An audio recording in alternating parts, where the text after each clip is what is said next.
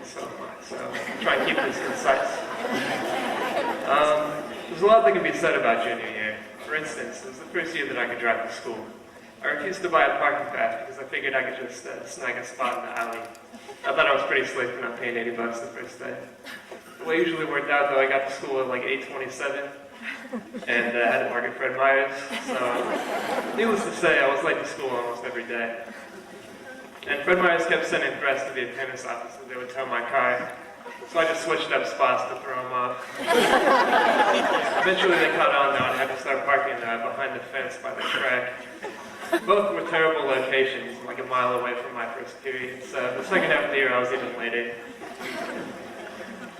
As I recall, I had homework every day last year. And it was also the first year we had my period plus, which is where I did most of it, and as well as fill out goals about fill out papers about my goals and such.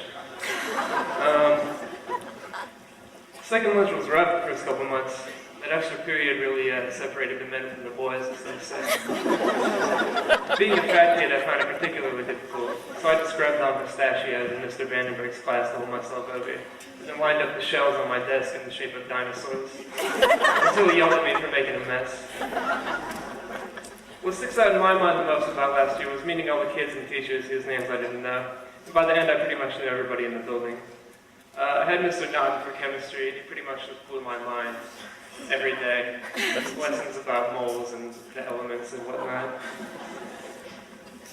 One day he was walking by my table and his keys fell out of his belt. He didn't notice, so I snatched them off the floor. And when I was walking out, I said, "Looking for these, Mr. Naughton?" And to this day, he thinks I'm like a master pickpocket.